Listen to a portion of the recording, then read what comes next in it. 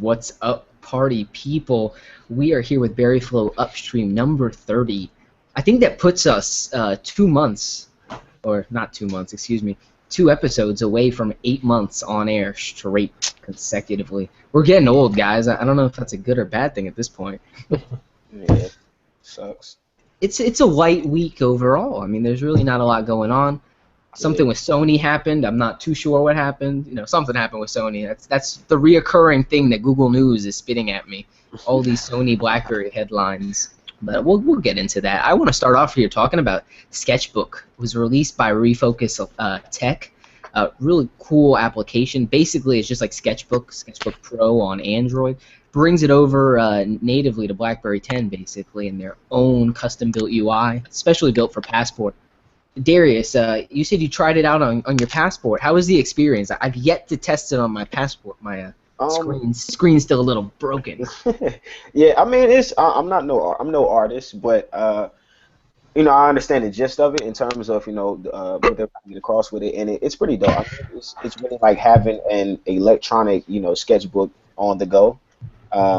But it has a lot of features and things that people don't really.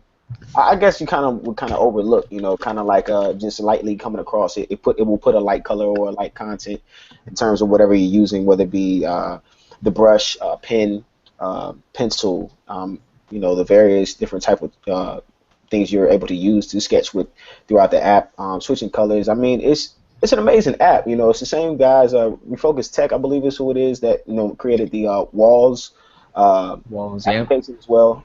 So I mean, they do a great job. Just the native feel that it gives you, the font, everything. It's just smooth. It's very smooth. One thing I know we kind of I've discussed before with Jeff, but I wish they had kind of like an undo uh, feature with it, especially when doing editing and things of that nature. That would be kind of dope. But I mean, it's very cool. You're able to share sketches that you can do, send them, use them as wallpapers. But I mean, I can see myself using it just in my profession when I go to areas and prior to a mission, we have to kind of scout out an area, so I can able to make a quick sketch of what it can look like, where I can set up at things of that nature. So it's a lot. It's very useful, and I think it's a lot more useful than people would just look. Because when you kind of look at it from the outside, you're like, okay, it's just for artists, but it's really not. I mean, you could use it as a notepad. You just literally write things down, and I think the extensive part of the app, you really kind of get the full showcase of it when you use a Passport because of the widescreen that the Passport provides. So that's one great thing about it. But not to say it wouldn't be as useful on a Z10 or a Z30 or any other BlackBerry 10 device. It's just that you're going to get the maximum uh, uh, potential out of the app using it. Right. Really, really getting that usability. Yeah, And it's cool that you mentioned that it's not, solely for media types like artists or things of that nature, that you can denote, and make quick little notes with it. And then you basically have just a large scratch pad when you have the right, Passport device. So right. definitely cool, especially if you're carrying around a pen. That Yeah. was something I thought about when people asked, someone had tweeted out, like, what would you do to make the BlackBerry Passport better? And I was like, there's not much. It's Yeah, pretty solid the way it is, but a pen built in, kind of like Samsung does. yeah. If it had adjacent software, of course, Hmm. I think would be a pretty interesting layer on top of BB10. I mean, you already have the gestures and all Right, this. I right. mean, is a stylus too much? I'd like to hear maybe some of you guys' thoughts on that. A No. stylus built in with maybe the Passport too.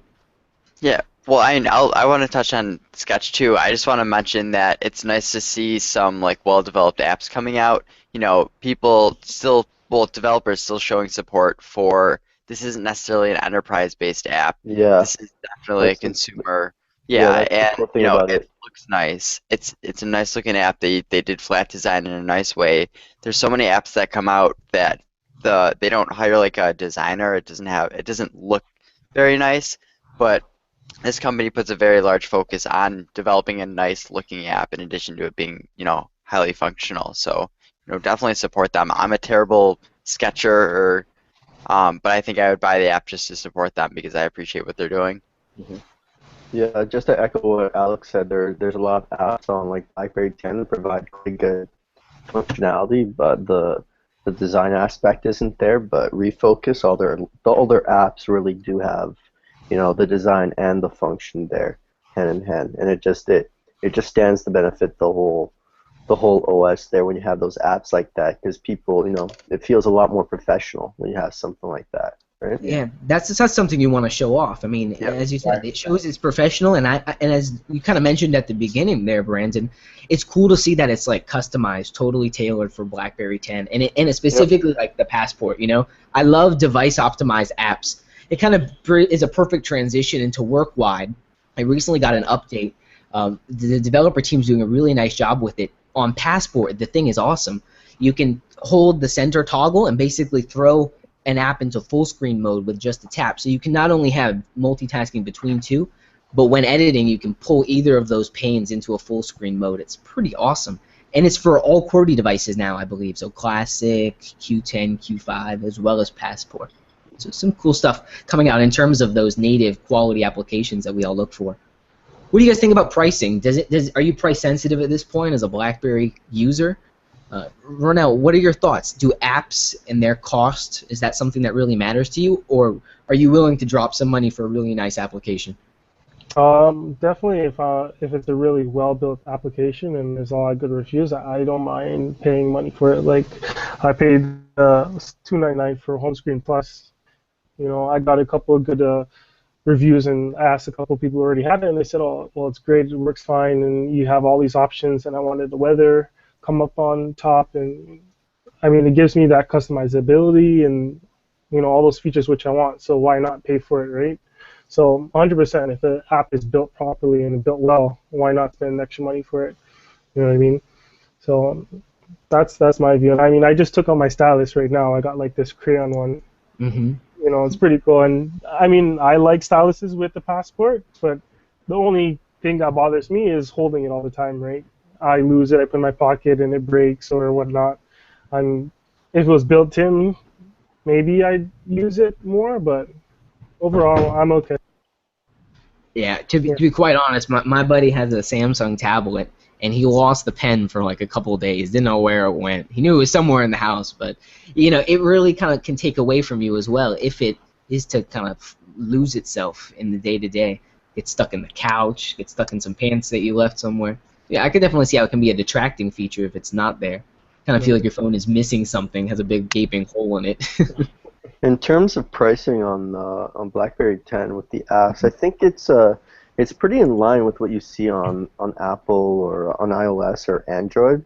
Like the apps that are paid on those platforms, when you look at them on BlackBerry, you might be paying maybe like $1 more here or there. But I mean, it's only natural considering there's less competition depending on whether the app's a niche app or whatnot. But I also think the difference is that you just don't have that huge catalog of free apps that you can rely on as you can with iOS and Android. But thankfully on BlackBerry 10 we do have those paid apps that really do fill in those gaps. Yeah, I totally agree, because it's just, I mean, there are some apps on BlackBerry. You're like, are you you have to pay for this app? And I mean, just looking at the screenshot, you're like, even if it's free, I wouldn't even get it. But you just making me pay for it would like totally just distaste me from anything that you're probably gonna bring to the table, regardless if it's native for BlackBerry 10 or not. But I mean, there are the apps like Workwide and like Sketchbook that you don't mind dropping, I think what, $199 for, because they're awesome apps, especially when you have a device that is primarily optimized for, if you will. And one thing that I would say is, if I feel like for developers who create apps that you pay for, I think that for the very least, I hate when there are highly used apps and they're very slow with updating, especially when there's like obvious bugs and fixes that need to happen. So I feel like if you're going to charge people to use your app and things of that nature, to at least be quick with the updates and fixes and such. I think developers on BlackBerry 10 are very good with that. Very responsive and interactive with users of the application. So that also kind of gives you that plus to say, I don't mind paying for the apps, and they're not overpriced. As Brandon mentioned, you might have a couple apps that may be $1 or so, but I mean, it's nothing that'll make or break you, so to speak. I'm broke. I can't do it, man. Cannot do it. Right. There's the guy that has all the stickers ever. Like, Now you know why. I'm spending double on stickers than I am on some of these awesome applications. But no, there's a lot of staple experiences. I mean, Web Design Cheat Sheet is another one that Alex spends meticulous time making sure is excellent on those various right. different devices. It's looking really good on Classic, by the way, Alex. Yeah, thanks. Good to And hear. Brandon as well. Penguin still looks awesome. Like, I know you haven't maybe officially updated it for 10.3.1, but it still runs phenomenal and looks Yeah. great. So Thanks, there are native solutions out there that people need to go explore. BlackBerry World is not some barren wasteland. There's a lot of good stuff in there. Definitely go check out some of those titles we mentioned. I want to move on Yeah. to the latest leak, guys, and we can circle back if there's something you want to. Alex is like, we gotta drop it. So, what, Alex? What's up? No, as we're giving shout-outs, I just wanted to bring something up because, Brandon brought up that on iOS, for example, there's so many free apps out there, free app solutions. And I was talking to a great developer lately, Cubo. He used to be Cubatron, and he's been developing for Legacy BlackBerry. He's been doing it for a long time. And he made a couple freemium apps, for instance, Corky Notes and Lazy Lists. And Make was yeah. pretty good. Yeah, so the thing is, these were like, freemium apps, but then he's also made totally free apps, for example, Make, which is a Starbucks equivalent, and then he made a Meetup app, which is literally just a port for Meetup, and it's a nice native solution for the Meetup website. So I was talking to him lately, and he said his future plans for BlackBerry is to just build totally free apps, no, not even freemium. He just said totally free. Like right now, I think he's trying to port over Trello, which I cannot wait for because I'm an avid Trello user, and there's no BlackBerry 10 solution for it. I'm using the Android port for it right now. So the fact that he said, I just want to better the platform. He's like, it's a great platform, and there are some companies that just need their apps to be ported over, and he's not trying to make money off of it. So here's a perfect example of just a great developer who, I mean, props to him. I still don't understand the game plan for it. I guess he just wants to support BlackBerry, so I guess go support him. Yeah, and Yeah. I've had the pleasure of meeting him at some of the developer meetups in Waterloo, and he's a great guy to talk to. So I mean, if there's anybody who's in the Waterloo region interested in developing for BlackBerry 10, try and go to some of these BlackBerry meetups, and you might find some interesting people. Get some pointers. Yeah. I love developers who are dedicated to it, and willing to connect with others to make it happen. I mean, if more developers took that same mindset and really fleshed out a lot of the BB10 catalog, it'd be such an awesome native experience. I mean, that's kind of the only selling point on Windows Phone, at least for me right now, is that they have a bunch of native applications. They've got Instagram, they've got Spotify, and they're built natively for their platform. I wish BlackBerry was still hungry in that sense. I mean, Torsten Hines seemed really, really set on developer relations, getting that message out there. We have a new platform, bring your apps over, and now it's almost like starkly the opposite. What are your developer side thoughts on that? Can you repeat the question? In terms of how focused BlackBerry was when they first launched BB10, as opposed to now that developer relations is gutted, how do you guys feel about their hunger for applications? I mean, it seems that they're really, really only focused on those enterprise apps. How does that make you feel? Well, me personally, I was kind of worried about it at first, but I mean, there's still that need on the platform because as it stands right now, I mean, me as a BlackBerry fan, I hope that the platform gets to a point where, Android applications can match up to the performance of a native Cascades app. But as it stands right now, a lot of the Android apps just can't match up in terms of the performance and the quality of the apps. So I mean, there's still that need in that want from the consumers on BlackBerry 10. They want native Cascades apps. So I mean, I've noticed that people are relying a bit more on Android apps now ever since the Amazon store came out. But if you have a good, decent BlackBerry 10 app, it hasn't really affected much. But in terms of BlackBerry support, I mean, obviously that's dried up. You have the support forums, and it's a bit more difficult. Like say the people who are going to have a harder time are the people who are just learning BlackBerry 10 Cascades new now, because they don't have as many meetups or events to get new consumer developers on board. Yeah, I mean, But like, on the flip side, oh. there's more GitHub, there's more samples and stuff. So I mean, it's a toss-up. More tools to pick it up on your own accord, but not a lot of Exactly. tools out there to get you excited about it in the first Yeah. place. Yeah, I An mean, interesting conundrum, Alex. What? yeah, one of the What's your big take? problems. Yeah, I mean, they're really pushing towards the Amazon App Store, and hopefully, with Snap 3.0 or whatever ends up being called when it gets released, I think more and more people will be using Android apps. And the only problem right now is that um, if I'm worrying about battery life for the day, so like if my phone is not sitting in the on the charger, a lot of the time it's sitting on the charger. But if I worry about battery life, I make sure no Android apps are open. Whereas BlackBerry wants the user experience for BlackBerry 10 to be leaving some apps open. For instance, the calendar, and they want you to use these active frames as open apps. They don't want you to just close them all off. So the problem you run into is Android apps oftentimes have a lot of battery drain, even if you tell it to, not run when minimized. And so, like, they're running into problems in terms of the operating system supporting Android apps as well as they should. I think in the future it'll get better. So it's like right now you can tell a huge difference between a native app and not. And I just don't really know, they're kind of blowing native development out the door right now, and it kind of sucks, but it totally makes sense as to why they're doing it. I just really hope that they could get Android apps on point, and it's really the battery life is my only worry at the moment, even though some of the apps are a little bit slow and everything.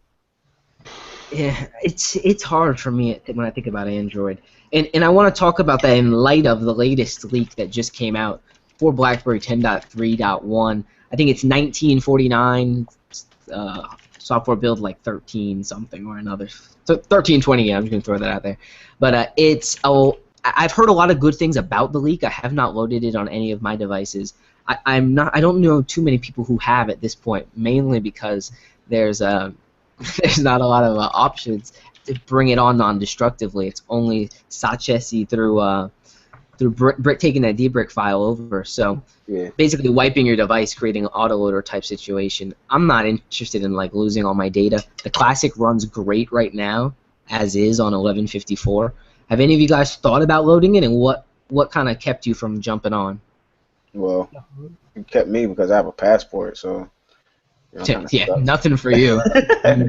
But I Nothing. mean, I would just speak regardless. Let's say if I did have it, I mean, I have the Z10. I could load, OSs on that device, but of course, I don't use it because I don't really have a purpose for it. But if I had like a Z30 and I was still using it, just simple fact because I have a passport and I've said it before. I mean, I'm satisfied with 10.3. I don't have a yearning for 3.1. Although I do want a new OS because I just want a better radio than what I'm currently using. But the simple fact is just that it's not a huge bound or a leap from 10.3 to 3.1. I think that 3.1 as of right now, and it's just been, I just feel like it's an OS just made for the Classic. That they have something right now that just hasn't came down or trickled, through the pipes yet to us, to be used on devices, and that is well optimized. And the last couple, leaks, they haven't been well optimized at all. So that's one thing Yeah. that kind of turn you off. But you have people that live and die for leaks, and I'm just like, man, y'all are like the thirstiest people ever. It's crazy. I swear, it's crazy. Just like Crack addicts, man. Crackberry. literally. Crackberians. So I mean, it's crazy, but I don't know. It's just leak drops, man, and they are like off to the fences. Crazy. For like 2 changes. They added SSL support in the browser. Like there's minimal changes on the leak overall. I mean, Yeah. we're talking under the hood type optimizations Right. overall. There's not a lot going out there for new features' sake. I mean, 10.3.1 brought things like the battery saving mode, small things that you can appreciate if you're on a Z30 or on a Passport, but you're never really going to use them. Just the automated setup thereof. It's interesting, I guess, when we're looking forward, like what's going to be next for the OS development life cycle. Like, we're going to go to 10.4 dot. How long are we going to ride that out? It's just interesting overall.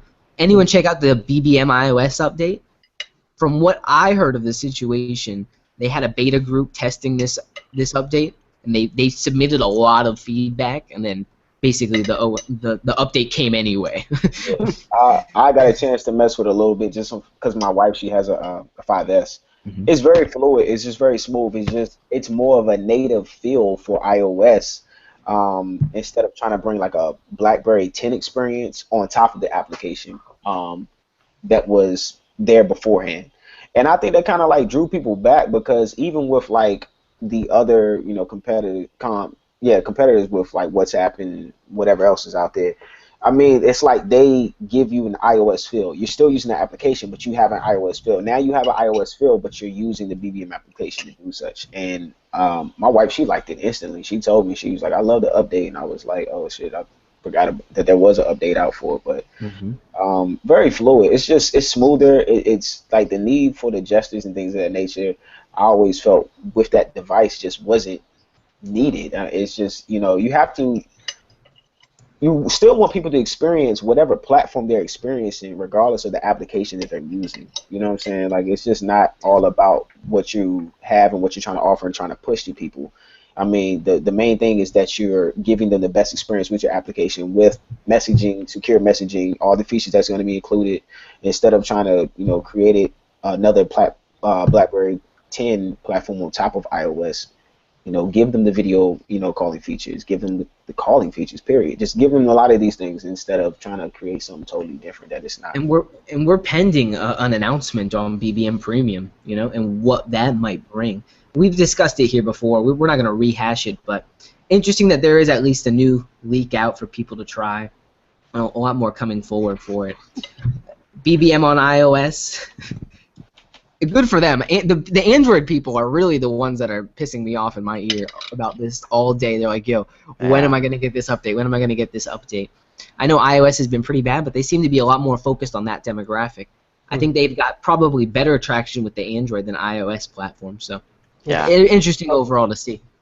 I was gonna say it's kind of weird if you guys think back to when BBM was first released. The whole focus was giving everybody the BlackBerry 10 experience, right? So you got Windows that has its own design that didn't really have a choice. Then you have like iOS, who now has their own design or their operating system. BBM flows with it, and then Android, you never know with 5 like Lollipop support. You get like all those animations and stuff in BBM. Yeah. Maybe that's something that they're working on more of, changing away from BlackBerry 10 in terms of everybody else experience it. So you never know, right? I think. Yeah. What do you think, Alex? Yeah. No, it's kind of interesting that you bring that up about iOS and it being more of a focus, because realistically, I think most iOS users they're just using iMessage, and they just use like texting and iMessage, and that's kind of what they feel like they need. I don't feel like a lot of people are like, "Oh, I need to get in what is it? What is this freaking another third-party app? Why am I blinking on this? WhatsApp." I don't think they're thinking like, I need to get WhatsApp so I can talk to my friends or whatever. Whereas Android, they probably have WhatsApp, Viber. Android users are probably more apt to download a bunch of third-party messaging apps. So I think BlackBerry understands that they really need to focus on iPhones and get a really good user experience for people to even consider downloading it and use it. And then also bringing up that the Lollipop update, like I don't even know if Lollipop is on a lot of devices yet. So like obviously they would wait off on the redesign of BBM for Android for Android L update. So interesting you mentioned that, Alex, because coming soon to BerryFlow, Dahlin has done such an awesome article. I was tweeting about this earlier. It is such a phenomenal write-up between the Moto X 2014, which is running Lollipop, and a Q10, and the pros and cons of each, and why he's really, really wanting to come back to BlackBerry. He's been testing out that Moto X for a little bit, and it's just, it's a great device, but it doesn't really work with him, so to speak. So it's interesting the way you bring up Android L in terms of kind of BlackBerry 10. I mean, how much older is Lollipop right now than what BlackBerry 10 has? They've got years ahead in the development cycle on their platforms. Yet BlackBerry 10 is still so feature-rich at this point. I mean, BlackBerry 10 is virtualizing Android. Do you think they're really going to push forward and try to build that out? Or do you think they're going to kind of just keep it as an aside to what they're offering with BlackBerry 10? It's hard to say. I think that's a big question. Yeah, I mean, you just really need a more powerful phone, and it's going to be one of those things where we might not okay, native is always going to be better than emulating. That's just how it is. Even if you have the most beastly, disgusting specs in the phone, you can never get it on par with native. So, really, I mean, they're going to have to. I think it's just going to fill the gap. It's always just going to fill the gap, and it'll become a better experience in the future, but I don't think it's ever going to be like, well, there's no reason for native apps ever because we just have Android. I don't think it'll ever get to that point, and it really shouldn't. What if to get the apps, it gets to a point where they're like, okay, BlackBerry 10 phones dual boot, Android in a secure QNX RAN microkernel environment, and BlackBerry 10, and you can toggle back and forth between the two. And it's literally, it's not a hybrid. It's a split half. Kind of like parallel. Right.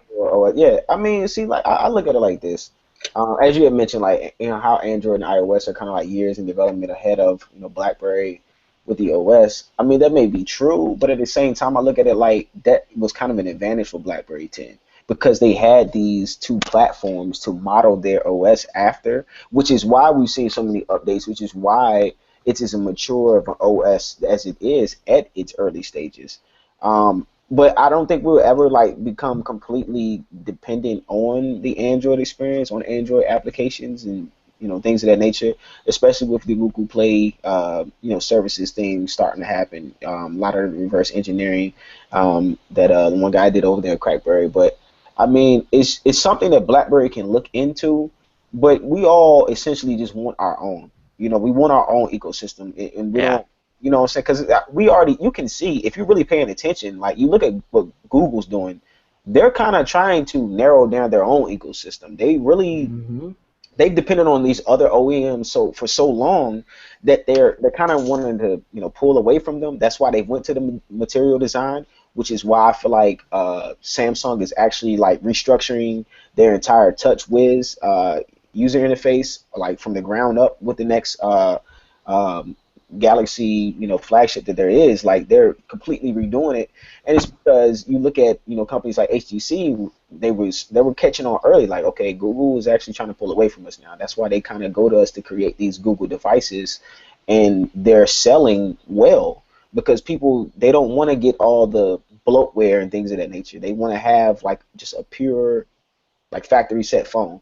They don't want to have all this extra shit sitting on top of what already is.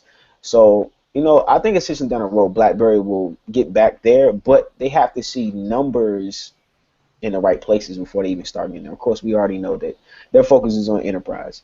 Once they have the enterprise at a spot where they're comfortable at, Chin's already said, then they'll start putting dollars towards the consumer. They will start making the consumer devices. And I mean, you can sit here and say that the Passport is a consumer device, but we know that its primary focus is for enterprise, as well with the Classic. But the Classic can also be a consumer device because it can help transition those old BlackBerry users over. It's just so many things that they're still capable of doing, but it's still a bit ways off, just a simple fact because of where we currently are. But a lot of potential in BlackBerry 10, a lot of potential in them still. And they're gonna bring it out for sure. Yeah. Speaking of potential, let's talk about legacy. Alex, do you have that quote from Sony up on your end? Yeah. No, it closed it because memory problems. I'm not blaming. This is why I need to update to the new leak because I heard that it's just more optimized for like the Z30 and stuff. I have it open in Clip. I have it copied and pasted in Clipman, and of course, Now Clipman is not loading because this is when This is your my life. browser crashed. Okay, here we go. Okay. So here is a nice quote from the whole Sony hack thing that went on. So this is from the New York Times. It says the New York Times reported that after the attack, Sony shut down all computer systems shortly thereafter, including those in overseas offices, leaving the company in the digital dark ages. No voicemail, no corporate email, no production systems. Luckily, in the archives, literally in a storage room in a basement at Sony Corporation headquarters in California, there were a few BlackBerries lying around. The devices were given to the executives who were then able to begin secure communications again. So you can talk about that if you'd like, James, or I could go on a rant about it, but No, it's just amusing that, those throwaways that they did not actually throw away, that they kept, Right. just in case they may need them, actually come to be of use for them in the future. It's amazing that security is one of those things, and I know it's something we toss around like every few upstreams, that like security is so important. It's like it can't be something you bolt on after the fact. It's something that needs to be built with intent as you build out your entire offering from the ground up. And that's what BlackBerry's always been about. And the fact that their legacy system's years old, we're talking they could have been nearly, half a decade to a decade old technology that they pulled out and was still working securely for them, that they were able to reliably get back to work is just phenomenal, really. What do you guys think about the news? I'm not surprised. I mean, like, you're surprised because it's like, wow, like you just happen to have some old BlackBerry legacy devices lying around, but at the same sense, it's kind of like you're not surprised that BlackBerries were like the device that helped keep things going, so to speak. Like it's BlackBerry's had some highlights, and this is actually like going to be one of those underrated ones because you're going to look at it like from a perspective of BlackBerry and Sony, and how BlackBerry helped Sony during its hacking. Who BlackBerry is like, on top of security, helped this company during this hacking continue to keep their business going. And not only did they help keep your business going, but it's kind of like they help the executives, which is on the enterprise spectrum of things. So it's funny. Not surprising, but it's funny. It's just ironic, if you will. So, You wonder if you wonder if they just got a new client, Right. like, they're about to order Bench 12, they're about to Yeah. order a bunch of devices, Yeah. there could be more to that story. Oh, it's yeah. just another perfect example of you don't appreciate security until Sony has been attacked. I don't know if it was from North Korea, we don't know, whatever. But they were attacked, they were hacked, and then there was the whole Christmas, the PlayStation Network was hacked. So they've just been under attack like constantly. There's like their website has been taken down. Just so much has been going on with them. And then this is where BlackBerry comes in and shines. And this is like a perfect example of you just don't understand how important security really is until North Korea hacks you and they're like, crap, I need a BlackBerry. So I think this is just another perfect example that it's going to be blown over in the media. The media has covered it a decent amount, but again, it's not going to get the credit that it would have if they said, iPhones were picked up and that iPhone saved the day, Right. Right. It's one of those things because it was funny. I swear to you, like the day before, I was sitting talking with a friend, and he was talking to me about like the Sony hack and everything. I was like, yeah, they really should invest in BES 12, like they really should. And lo and behold, then this news leaks, and I'm like, bro, are you serious? Like, how fucking ironic is that? But it's, I mean, I don't understand. It's just like if that wasn't a bigger statement for your company and then for other companies as well, like this shit could potentially happen to us. And if it does, like, man, we could rely on BlackBerry. Well, if you had BlackBerry the entire time, then it probably wouldn't have not happened. But And if it did, it would have been like something monumental, so to speak. But no, go ahead, Bernie. But what's funny is that I'm not sure what devices they were using before, but because Sony does make their own devices. Before, BES never really allowed Android and iOS devices to be used until recently, right? So now, maybe after this attack, Sony will be like, hey, maybe we can, because we like BlackBerry and how secure they are, maybe if we get BES 12, we can still use our own Sony devices, but Right. have them secure through a BS enterprise server, right, or enterprise service. Yeah. And so maybe some good will come out of this attack, like for BlackBerry, in terms of a new customer or a returning customer in this case. To just interfere and like be the bad wolf again. Like the hack wasn't just based on it's because BlackBerry does mobile device management, right? So security between your phone and the server. Their networks got compromised. We're talking about low level, probably even inside job. That's not something that BlackBerry is able to help with in these situations as of right now, right? Mm-hmm. But I mean, BlackBerry can definitely make a move to move to computer security in terms of network and computers tied together and securing their data between those things, right? So, I Well, mean, I'm wondering, what about the email messages I'm talking about? Like, Yeah, those were leaked. yeah, Yeah, if I mean those, they do tie in there in a few Yeah. yeah, sense. no, but I was wondering if maybe a BlackBerry enterprise server would have had, a different effect on the email aspect of it, because like the movies being leaked, that's a different thing. I mean, they Yeah. actually stole them. That was an inside job, Yeah. and then they upload them. That's that. Like, you can't do very much in terms of that. But I'm not sure. Maybe Ronell, you can expand on this. Is there some encryption used by BES that would make it a bit more difficult for someone on the inside to maybe hack it? I would assume so, but I mean that's just from the device to the server. It's hard to say if I message you something, it goes to my phone to a server, and then it relays to the other person, whichever phone or device they have. So, it all depends on how it was retrieved, right? I mean, at which point. There's so many points of Yeah. relay where Yeah. somebody could have hacked in. So it's hard to say where they really compromised the company, but Bez would have helped in some ways, made it harder for a hacker. I would believe, right?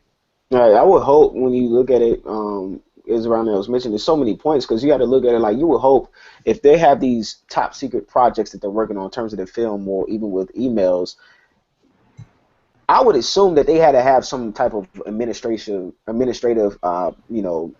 permissions or they had to have it along those lines in order to get that deep into their data. Um, and it's kind of understandable of it being an inside job if that's really what it was. Like with the whole like North Korea thing, I've always thought it was bogus off the top. Because I'm like, North Yeah. Korea literally just got like Publicity's done. they just developed a cell phone infrastructure in their country like 5 years ago. And you sit here and tell me they have the capability and the intelligence to hack into Sony? Yeah. Like, yeah, right. They're way off from that. They can barely get a rocket in the air. So I'm looking at it, like literally, because I mean, I've been in Korea. I've lived in. I mean, yeah, I've lived in South Korea. I was stationed there for a year. Looking at South Korea's infrastructure is stupid amazing. I mean, it's just like they're already on advanced LTE. Like they're building that infrastructure out as we speak. It's probably completed. They have phones that you see there, like we can read and say, oh, they won't be available stateside because we don't have the capabilities here. And it's mainly because they have a smaller country, so they're able to spread that infrastructure quickly over there. But I mean, that's just dumb. So seen as an inside job, yes, but like I said, it has to be along the lines of administrative permissions and things of that nature. Somebody they able to look at it and they were able to leak it out and put it out there. So a lot of it, I mean, it's just kind of a situation. You even look at it like, regardless with BES 12, if they have those same permissions, it's gonna happen regardless. So it's not a hacking; it was intentional. I don't know what you can call it, but I can't really like label it as a hacking. I label it someone went in your information and gave it to everybody. Like, Well, yeah, the PlayStation Network was a hacking. It was done by, I think, the Lizard Squad or whatever they're codenamed Yeah. as. That wasn't a And hack. that That was, was just attack. It was a DDoS attack. yeah. So I they were mean, just they logging in a essentially bunch of times, and they warned them to update their network because they knew there were flaws in the network, and they were just warning them, we'll do something unless you fix the network. And Sony just did not fix the network. So finally, that's what happened. I mean, I would DDoS attacks in my I would say that they are, it's a hacking thing Yeah, because it's DDoS attacks, intentional. you're hacking other computers and then you Right. have the DDoS attack, all these computers attack at the same time. So it really is a hacking Yeah, situation. I wasn't speaking specifically Yeah, on yeah, like the Sony. I was just speaking like in terms of like the emails we mentioned. Like I said, those yeah. I don't feel like it was. I don't know what you can call it because I don't consider it a Okay. hack. If it's an inside job, it's not a hacking because you had permission to get there. You just spilled the beans, if you will. And you did it with like ill intentions. So like that's essentially what it is, in terms of like with the DDoS attacks that happen with the PlayStation Network and Yeah. Xbox Live networks. It's because they don't value those are like very valuable networks that both sides have, Sony and Microsoft, and they don't value it. Understanding like people on those networks, that's your money.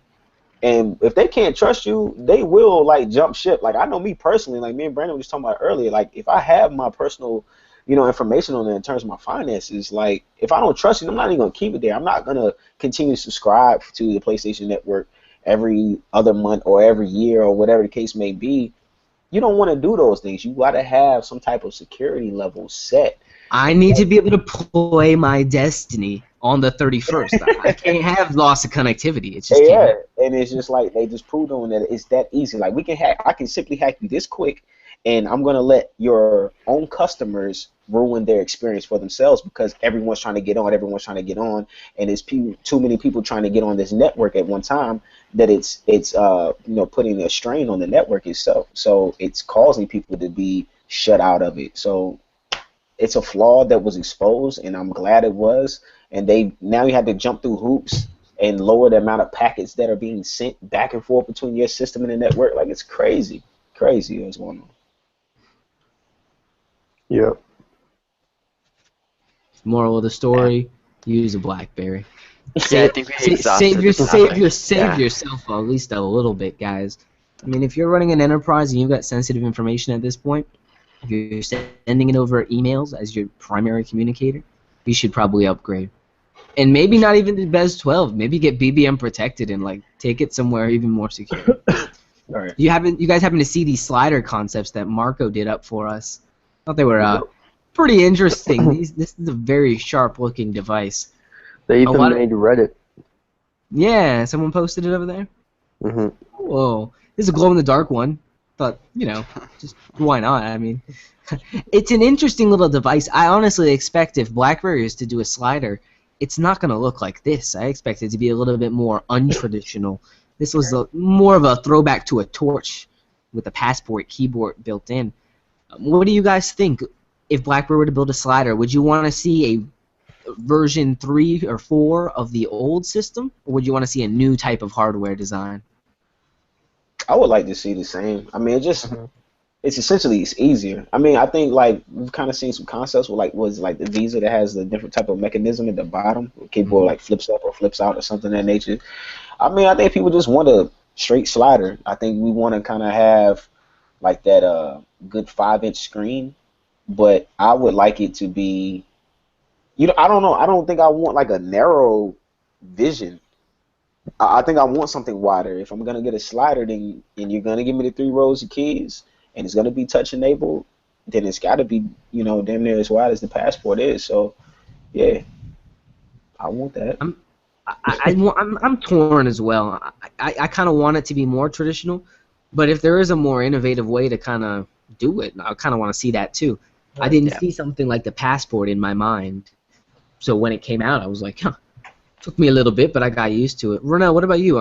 As for a slider, what would you be interested in seeing? Something more traditional or something more innovative? I would consider a mix more innovative. So I would say a mix of old and a little bit of new. So a little bit of feeling like familiar from the back in the past, but then something to add on. It's hard to say. I mean, a lot of us had trouble with the sliders and the mechanism and it locking or not sliding properly. So maybe something innovative there to prevent that from happening again. And probably something mixed up. I don't know if I'd get it, but yeah. But you would get it, But I would get it, yeah. Definitely. That's how I kind of feel about this device back here.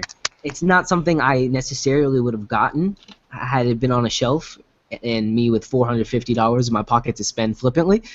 But it's not a bad device. I go through it. I gave it an 84 out of 100. It lacks, obviously, in some of the performance side. It's not a monster like the Passport is. But the BlackBerry Classic is actually a very, very nice device. This review is on BerryFlow. You can check it out. I break it down all the way. Design, display, all that good stuff. Pooter Mobile spent an awesome job doing some images for us. This one is my favorite, if you guys see it here. It says navigation on the BlackBerry keyboard. All fancy, you know. Navigation actually fits perfectly across the keyboard. So just happened to work, right? And a lot of stuff here, different videos. Alex's blend video is also incorporated here, and of course we took a bunch of photos of the device. And of course we have our final breakdown and impressions. So check that out. It is on BerryFlow.com in our BlackBerry Initiative section. If you haven't seen it already, go check it out. Really great stream with you guys. We touched on a lot of different things, and I'm glad we got to voice some of that developer perspective in terms of applications. And you know, there is still a user base here that wants to buy and have native rich experiences. So developers, keep those coming. This has been BerryFlow Upstream number 30.